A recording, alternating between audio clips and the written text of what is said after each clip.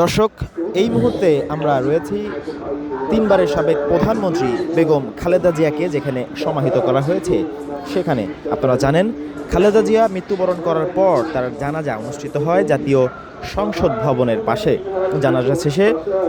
জানাজা শেষে তাকে দাফন করা হয় জিয়া উদ্যানে, অর্থাৎ শহীদ রাষ্ট্রপতি জিয়াউর রহমানের কবরের ঠিক পাশেই। সেদিনের পর থেকেই এখানে বিএনপি নেতাকর্মীদের এক ধারাবাহিক উপস্থিতি দেখা যাচ্ছে।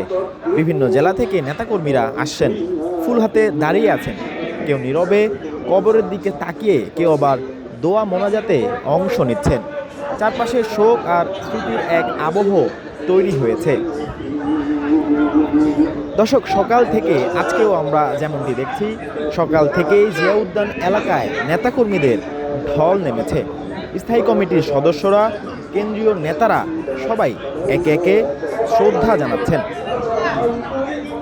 তাদের অনেকেই বলছেন, শুধু একজন নেত্রী নয়, এক যুগের রাজনীতি, এক ইতিহাসকে তারা স্মরণ করছেন।